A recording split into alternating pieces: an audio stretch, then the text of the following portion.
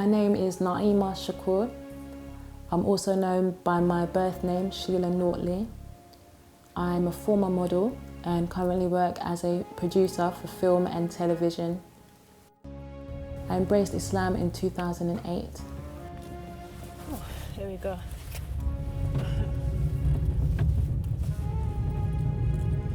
I was brought up in Mitcham, born and bred in Mitcham, which is just on the borderline of London and Surrey. It's quite a nice, well, it's got its good parts and it's got its bad parts. The part that I'm from is actually technically more modern. Growing up, it was actually quite a racist area. Loads of NFs, which are National Front people, so, you know, kind of like, they didn't really like black people. But I went to school in Tooting, which was a lot more multicultural. In primary school, there weren't that many Muslim children at all, not that I can remember. Or, to be honest, growing up, I had a lack of understanding about Islam. So I always thought Islam was a religion for Asians and Arabs. So at school, a lot of the children may have been Muslim, but I just would have thought, you know, the Asian kids are of Hinduism or Islam and not really known the difference. But growing up, secondary school, there were 1 or 2 Muslims. And I remember when I was in sixth form, I was about 16, 17, and there was a girl, a Muslim girl, and she didn't cover her hair. And I remember saying to her, "Are you Muslim?" She said, "Yeah." I said, "Why don't you wear hijab?" I said, "Do you believe that God wrote the Quran?" She said, "Yeah." And he said, "You should wear hijab." She said, "Yeah." I said, "So why don't you wear it?" And now looking back, I realise what a forward question that was for me to have asked her. But yeah, that was my first kind of experience speaking to a Muslim about Islam. And there was also a boy in my class called Abdul Hakim, a Somalian boy, and he used to talk to me a little bit, and he said to me, "You know what, you'd make a lovely Muslim." That's what he said to me. And I was obviously a Christian at the time. And he meant because I was very shy at school. I was very, I'd like to think I had, you know, good manners, probably better manners then than I grew up to have. But when he said that to me, I remember thinking, you know, what does that mean? And looking back, I realised what a lovely compliment that was, mashallah. My family are very religious, especially on my mum's side. They're Christian. Yeah, my mum's family is very, very Christian. My dad's family is also very, very Christian. My mum actually did a Christian theology course recently. So she's something now that's called a lay reader, which means she goes to church, she wears the white gown, and she preaches in the church. As a young teen, I was very interested in African history, being that I'm obviously from Africa originally. So, you know, I had an idea that there is an answer to all of these questions, but I had so many more questions than answers. And I knew, you know, I'd hear information about this and information about that. But it wasn't knowledge, because it was just scattered bits of information and I couldn't put it all together. Whereas now that I'm Muslim, it's like everything, I can see the whole picture now. I can see where this relates to that and where that relates to that. And I find, to me, Islam to be the only religion that doesn't exclude the world. Whereas a lot of religions, it's like, okay, it's just you and God, you go to church once a week, or, you know, and it's very individualistic. Whereas Islam, it encourages you to look at history, look at what's happening in other countries, be aware of current affairs, because every single thing is linked. You know? And so Islam has provided me with a lot of the answers to many of the questions I have. I'm never going to know anything, and Islam has also provided me with that peace of mind that you may never know everything. You know, you may have all these conspiracy theories in your head, and you know, you're trying to work out, well, why did that happen? What does that symbol mean? You know, blah blah blah. But the truth is, you might never know. But have peace in that. You know who your Lord is. You know who you are, and you know from the prophecies of the Prophet Muhammad sallallahu alaihi wasallam and what he said would happen. That's what's going to come to pass. So you kind of have peace. Yeah, I have a lot of peace now.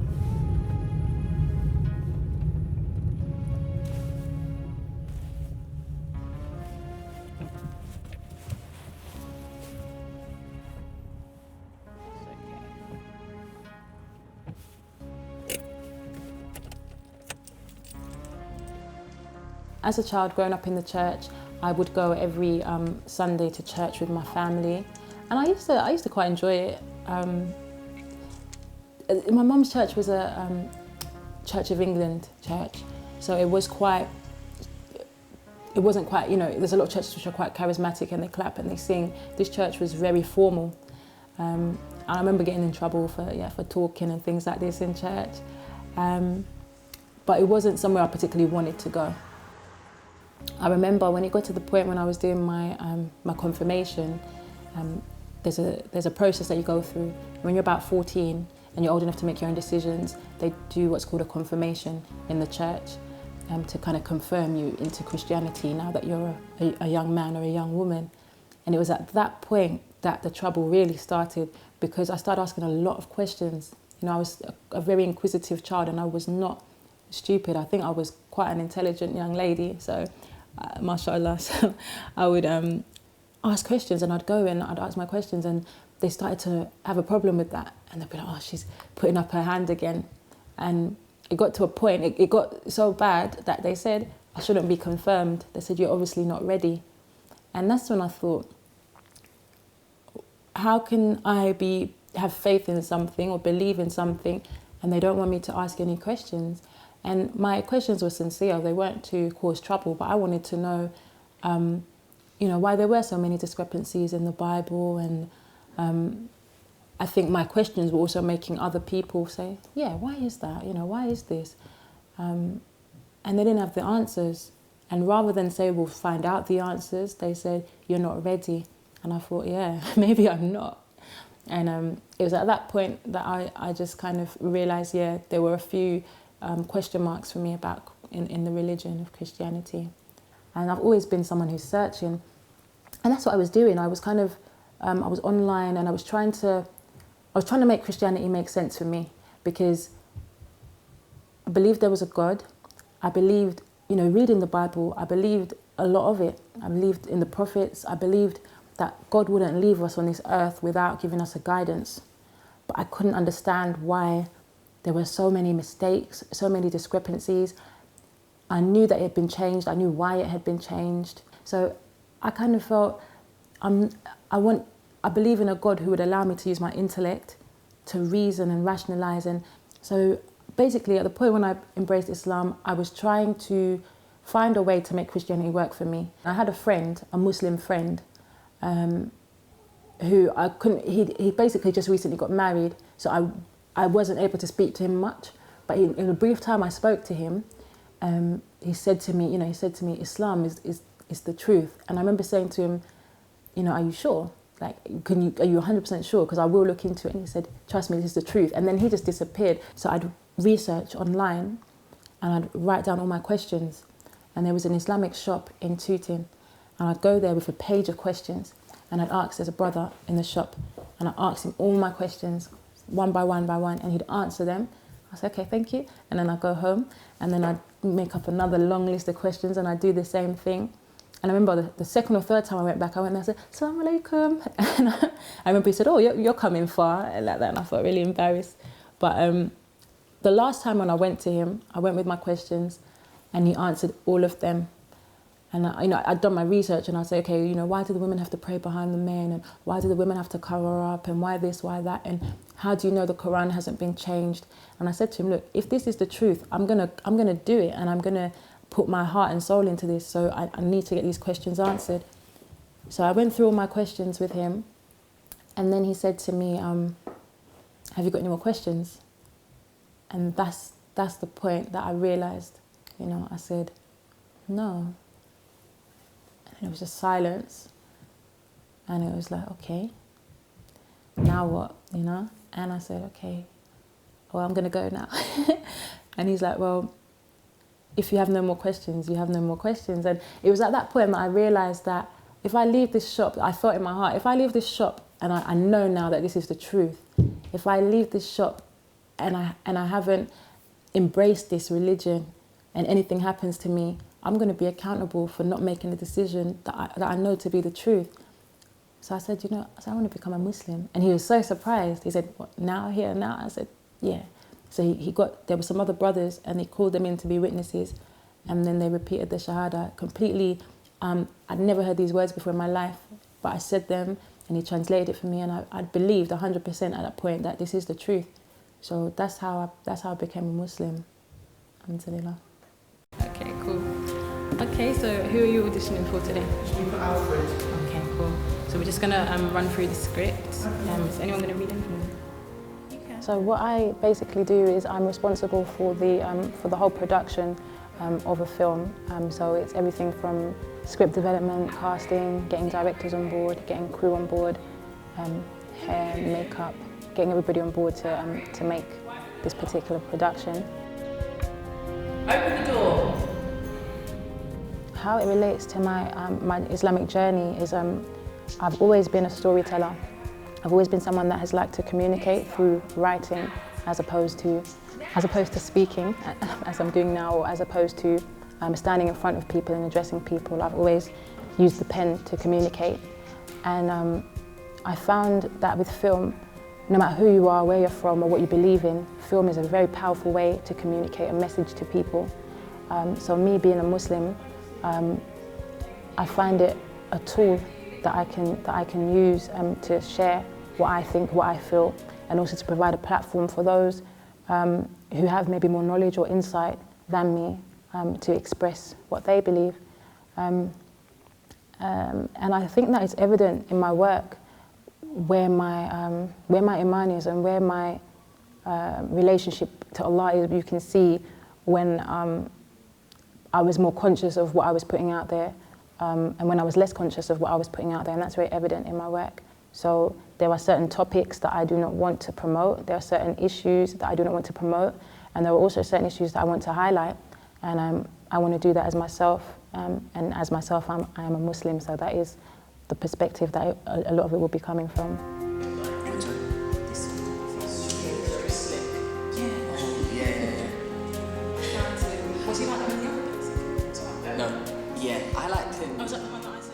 I'm Daniel Bailey, I'm an actor. I met Naimeh in 2005. I starred in her first film, which was The Hydra, in 2008. It won an award at the Black Filmmakers Award in 2009. When I first met Naimeh, she wasn't Muslim at the time. She was, I would say, more leaning towards Christian faith at that moment in time. It was a bit of a shock because, as I said, she had very strong Christian friends, very, very strong, and the reactions from some of her friends were they were a bit thrown off. They didn't understand why she had converted, or what pushed her to convert, or what she had found why she chose to convert. So they maybe wasn't as accepting at that time. Being a Muslim isn't the easiest thing in the Western world at this time, especially getting into media, getting into that industry is very difficult. For you to be a woman is difficult, for you to be a black woman is difficult, for you to be a woman that's black, that's also Muslim, you can imagine it's very, very difficult. But I don't think she hasn't allowed that to be a stumbling block. She hasn't allowed that to halt her in any way or hinder her careers or aspirations. She hasn't allowed that to become a barrier, and that's why I love her for that. Because honestly, it's an ongoing battle. Just coming into a room with a hijab amongst executives can be intimidating for them. I think not for her, but for them. For me personally, I was always going to stick by Naimeh, and I was happy that she converted, because once she had converted, I could see that she got more focused. She definitely started pursuing her dreams much more, and she became more of a woman.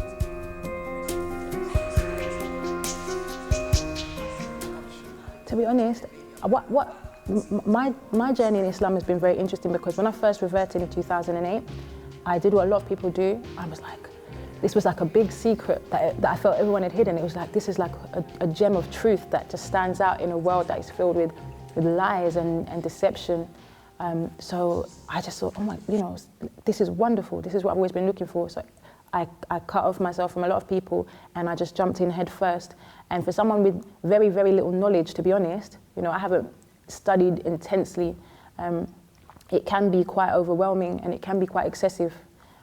So then I completely stepped away for a while. Now I'm at a place where I'm kind of trying to find the balance and have a balance in all areas of my life with an Islamic core behind it. When you first become Muslim, there's a fear of being judged by your non-Muslim friends.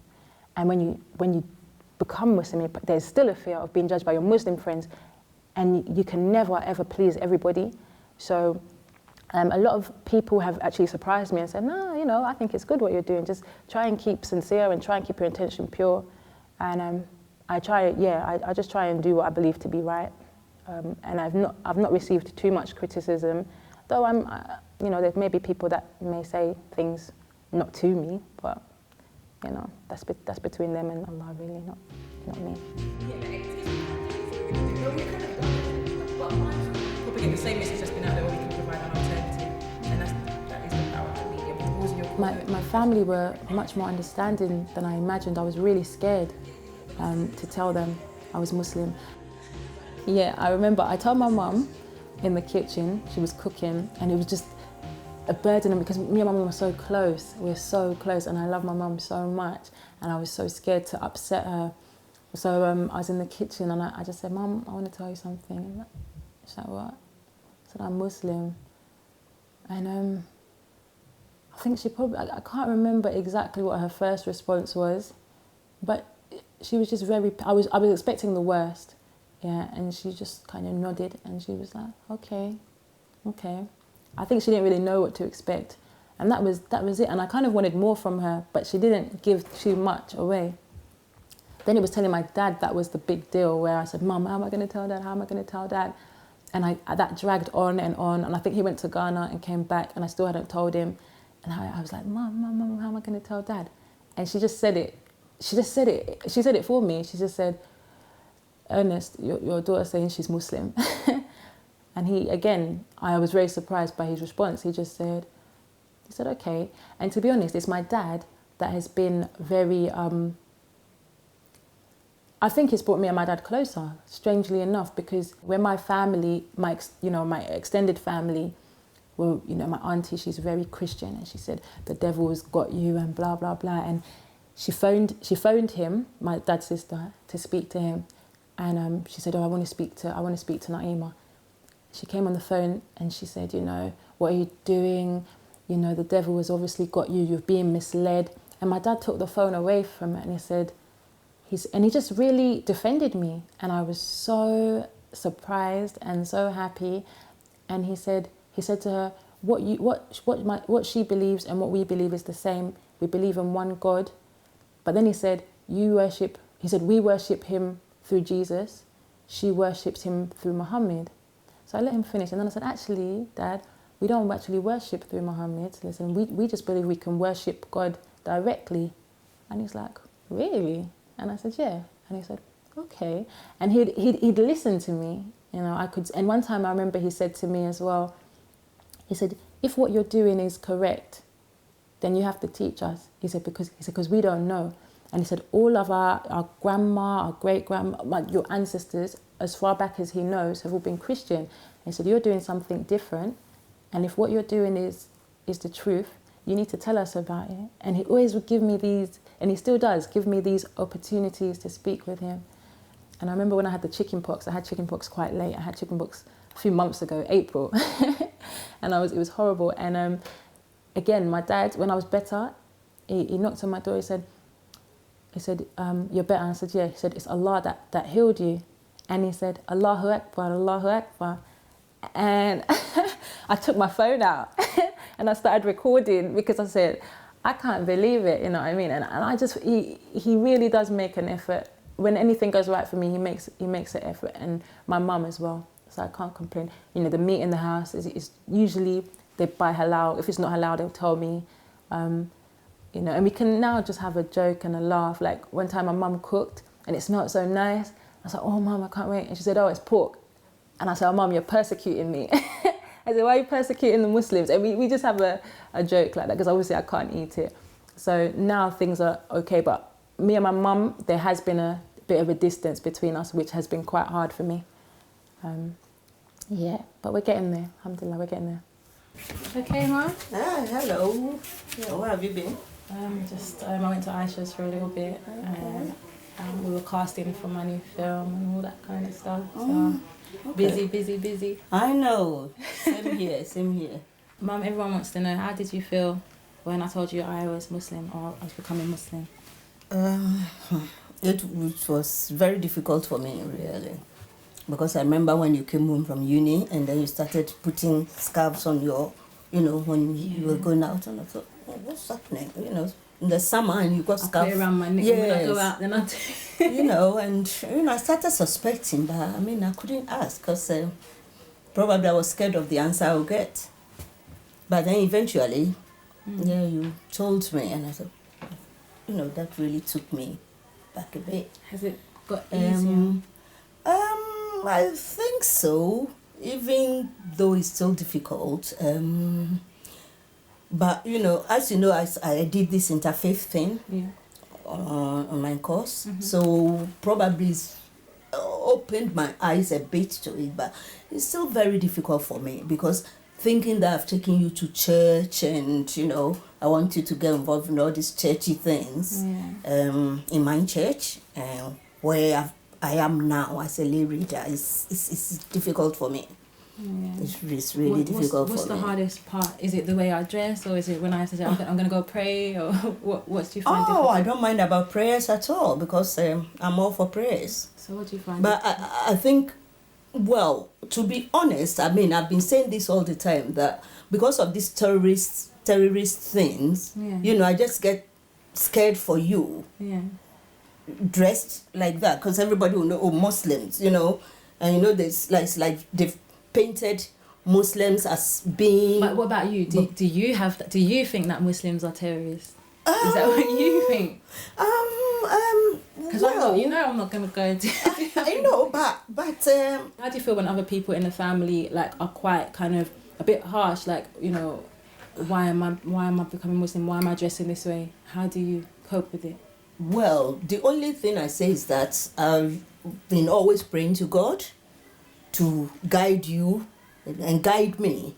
If I'm going the wrong way, rather, He will guide me where to go. So, I can't really judge you in that way that, you are doing something wrong. Beautiful, Mom. You know what I mean? You're beautiful. Because I do the same thing. Yeah. I pray for God to guide me and for God to guide you and for God to guide the family. Yes. And in the 5 prayers that we do, we say Ihdinas Sirat al-Mustaqim, which means guide us on the straight path, the path of those who, it goes on to say the path of those who you have chosen. And I think whether you're Christian or Muslim, whatever you are, you want to be guided to the straight path. Exactly, so my prayer for you is the same. Yeah, so it's, same both ways, really.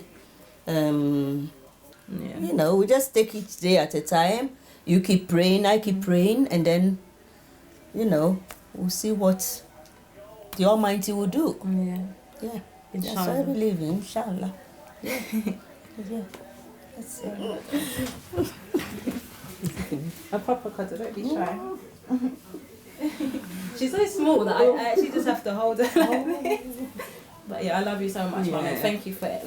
I really, really do appreciate